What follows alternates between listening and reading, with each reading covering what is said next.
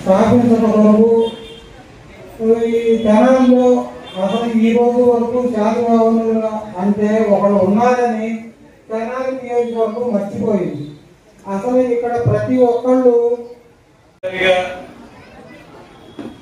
కార్తీక వన సమారాధనకి ఒక చైర్మన్ హోదాలో శాలివాహన కార్పొరేషన్ చైర్మన్ హోదాలో మీ ముందుకి వచ్చినందుకు నాకు చాలా సంతోషంగా ఉంది.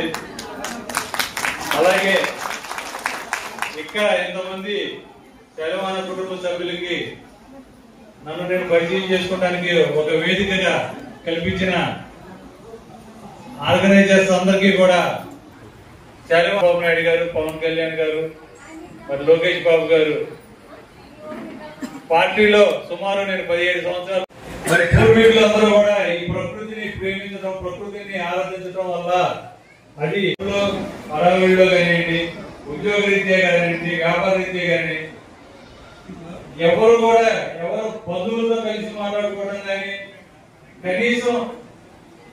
ఇక్కడ సమావేశానికి ముఖ్య అతిథిగా విచ్చేసిన రాజుగారు వేడుకొండ గారికి నా ధన్యవాదాలు.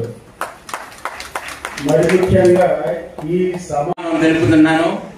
ముఖ్యంగా ఈ తెనాలిలో ఇంతమందిని చేకూర్చి బలోపేతం చేయడానికి పూనుకున్న పెద్దలైన కమలాకర్ గారికి, శివ గారికి, అట్లానే ఆచార్య గారికి, మిగతా సభ్యులకు,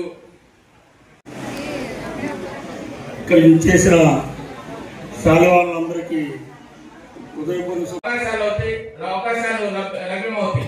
ఎందుకంటే మనం ఎంతమంది ఉన్నాం, మన ఆర్డర్ ప్రకారం మనకి ఇవ్వాలని మనకి పోరాడే ఒక రైట్ వస్తుంది మన నిష్పత్తి తెలిస్తే.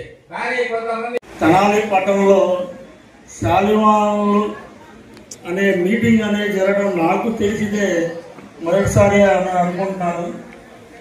ప్రతి సంవత్సరం ఇలానే జరగాలని కోరుకుంటూ అగ్రవర్ణాలతో ధీటుగా మనం చేయడానికి ప్రయత్నం చేయొచ్చు.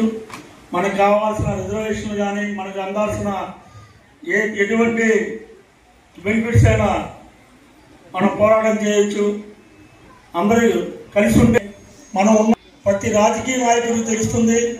మన ఓటు కూడా ప్రతి రాజకీయ నాయకుడు ప్రతి కులాన్ని దగ్గరికి వెళ్తూ ఉంటాడు. తక్కువ మంది ఉండటం వలన మనం అనేది తెలియకపోవడం వలన ఈ రాజకీయ నాయకులు కూడా మనల్ని చిన్న చూపు చూసే పరిస్థితి ఉంది. అలాంటి పరిస్థితిని మనం దాటుకొని ముందుకు వస్తే మన శాలివాహన సంఘం అనేది తెనాల్లో బలోపేతం చేయొచ్చు. ఇలా ప్రతి సంవత్సరం చేస్తారని కోరుకున్నారు. అనేక కుల సంఘాలు, అనేక మత సంఘాలు ఎన్నో ఉన్నా సరే మన సంఘం అభివృద్ధి కావాలి అని అనుకుంటున్నామే. కానీ మన వాళ్ళు ఎవరు తెలివి తక్కువ ఎవరు లేరండి. నాకు తెలిసి నేను ఈ గత 4-5 సంవత్సరాల్లో నేను 2-3 రాష్ట్రాలు తిరిగి మరి గుదిమల్లిలో ఉంటామండి మేము. మరి నేటివ్ వచ్చేసి అవకాశాలు లభ్యమవుతాయి. ఎందుకంటే మనం ఎంతమంది ఉన్నాం, మన ఆర్డర్ ప్రకారం మనకి ఇవ్వాలని మనకి పోరాడే ఒక రైట్ వస్తుంది మన నిష్పత్తి తెలిస్తే. కానీ కొంతమంది పనులు సాధించుకోవడానికి కానీ, అవసరాలు తీర్చడానికి కానీ, హక్కులు మీకు ఉన్నటువంటి హక్కులు కూడా ఉంటాయి. వాటిని కూడా సాధించుకోవడానికి అడగడానికి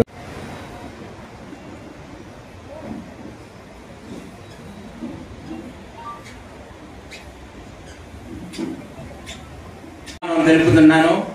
ముఖ్యంగా ఈ తెనాలిలో ఇంతమందిని చేకూర్చి బలోపేతం చేయడానికి పూనుకున్న పెద్దలైన కమలాకర్ గారికి, శివ గారికి, అట్లానే ఆచార్య గారికి, మిగతా సభ్యులకు